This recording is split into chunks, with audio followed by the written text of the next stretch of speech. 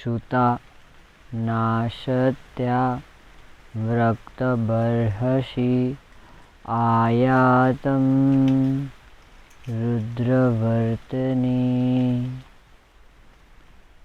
हे महान देव भिषजो, हे अश्विनी कुमारों, हमेशा सत्य को धारण करने वाले ऐसे रुद्र देव के समान समग्र रोगों को विनिष्ट करने वाले हे ऐसे प्रिय अश्विनी देवताओं, मैं आपको प्रणाम करता हूँ, नमस्कार करता हूँ। नमस्कार मित्रों, मैं वैद्य प्रतीक पंड्या आज फिर से एक बार एक और नई औषध के साथ आपके साथ वर्णन करूँगा। मैंने जैसे आपको बताया कि आयुर्वेद के अनेकों दिव्य ऋषियों ने, निघंटुकारों ने अनेकों औषधियों का वर्णन किया है। उसमें से ही आज एक दिव्य औषध आमलकी के बारे में मैं आपको वर्णन करूँगा। आमलकी अत्यंत दिव्य औषध है और शास्त्रों में अनेकों जगह पे उसका रसायन के रूप में, औषधि के रूप में और अनेक रोगों में वर्णन किया गया है। आमलकी को हम भारतवर्ष में अनेकों नामों से बोलते हैं। आमलकी को हम आंवला कहते हैं, गुजराती में हम आमड़ा कहते हैं। इसी आमलकी के दिव्य पर्यायों के बारे में आज मैं वर्णन करूंगा और उस पर्यायों के माध्यम से हम उसको किस तरीके से प्रयोग में ला सकते हैं उसका वर्णन आपको बताऊंगा। वयस्याः आमलकी वृष्याः जाति फल रसम शिवम धात्रीफलम श्रीफलम च तथा अमृत फलम स्मृतम त्रिष्वा आमलख्यम ख्यातम धात्री ही तिष्य फला अमृता। सर्वप्रथम बताते हैं वयस्या वय यौवन स्थापित करने वाली, जिसके अंदर ऐसे दिव्य गुण व्याप्त है कि जो व्यक्ति के वय और यौवन को स्थापित करती है। फिर उसके पश्चात बताया है आमलकी इतना उत्कृष्ट और इतना दिव्य पर्याय है जिसकी कल्पना हम नहीं कर सकते हैं। शास्त्रों में अनेकों जगह पे उसका दिव्यता से वेदों में वर्णन किया गया है और आमलकी को देवी के स्वरूप में, देवी के रूप में ग्रहण किया गया है। नमामि आमलकीं देवी पत्रमाला अलंकृताम शिव विष्णु प्रियाम दिव्याम श्रीमतीम सुंदर प्रभाम। हे आमलकी देवी, हे दिव्य देवी, हम आपको प्रणाम करते हैं, हम आपको नमन करते हैं।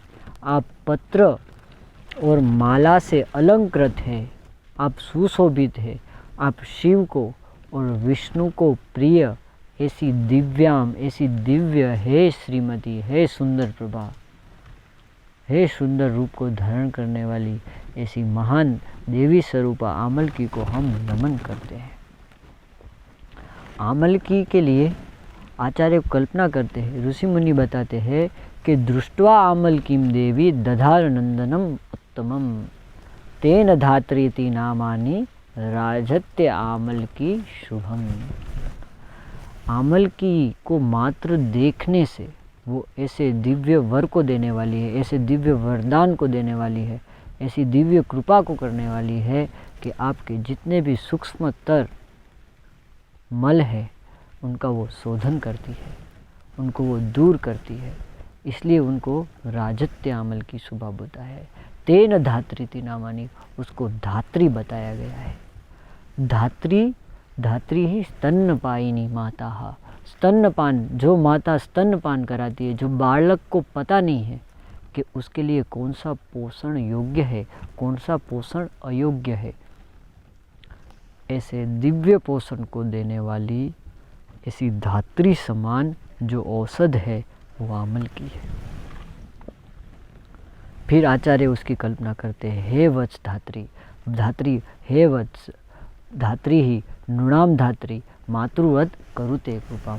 जो मातृ के समान, माता के समान जो कृपा करती है वो धात्री है, उसको धात्री कहा गया है। फिर उसके पश्चात आचार्य बताते हैं धात्री फलम, जो धात्री फल है। यहाँ पे धात्री फल से हमें ये ग्रहण करना है कि धात्री फल विलिप्तांगो, धात्री फल विभूषित, धात्री फल कृत आहारो नरो नारायण भवेत्। वेद आदि में गणना की गई है कि धात्री फल युक्त कोई व्यक्ति विभूषित है, उससे कोई आहार का ग्रहण करता है, धात्री फल के आहार के रूप में ग्रहण करता है, तो वो व्यक्ति को सूक्ष्म चेतनाओं में परिवर्तित करती है। स्थूल से सूक्ष्म चेतनाओं की तरफ, नर से नारायण की तरफ वो गति करवाती है, परिवर्तित करती है। यस्तु धात्री फलम भुक्ते है मानवो अखिल तत्वविद, तेन देह अभ्यंतरस्थायी सर्व पाप विनश्यति। आचार्य बताते हैं कि जिसके व्यक्ति अगर धात्री फल को भुक्त मतलब ग्रहण करता है, मानव अखिल तत्व, ऐसे व्यक्ति के अंदर आश्रित आभ्यंतर आश्रित सर्व पाप को वो विनिष्ट करती है।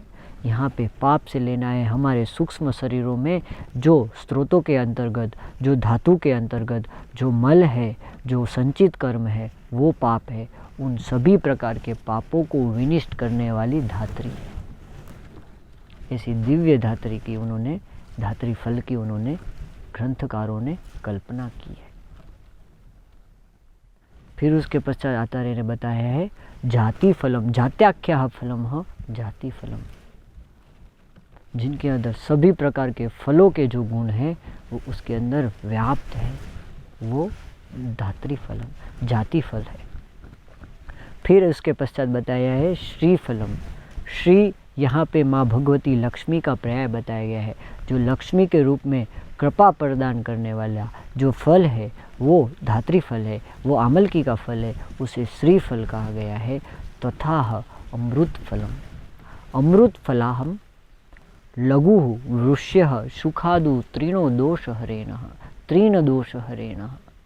वो लघु है, वृष्य है, वृष्य शुक्र वृद्धि कर भाव जिसको बताया गया है, वाजीकरण जिसके लिए बताया गया है, जहाँ सभी प्रकार के धातुओं के पोषण की बात आती है उसमें सबसे अंतिम क्रम पे शुक्र आता है। इससे सभी प्रकार के धातुओं के पोषण के बाद ऐसे शुक्र जैसे धातुओं की जो पोषण करती है, ऐसी दिव्य कोई है तो वो आमल की है।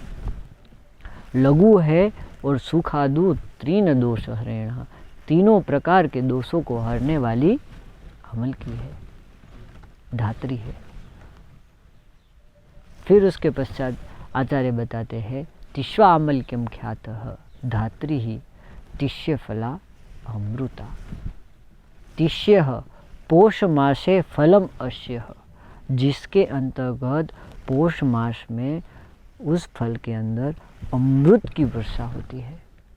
जो उस समय पे जो पौष मास के 15 से 30 दिन बीच का जो समय है, उसमें अगर आमलकी के फलों को संग्रह किया जाए और उसका सेवन किया जाए तो ब्रह्मांड से, ब्रह्मांड में जो अलग अलग पृथ्वी के ऊपर अलग अलग जो लहरें हैं, जो अलग अलग स्तर बताए गए हैं, वो सभी स्तरों से एक प्रकाश की आवृत्ति, एक किरणों की जो अलग प्रकार की जो ऊर्जा है, एक अलग प्रकार के जो शरीर उसके संगठन है, वो आमलकी के फलों के अंदर व्याप्त होते हैं।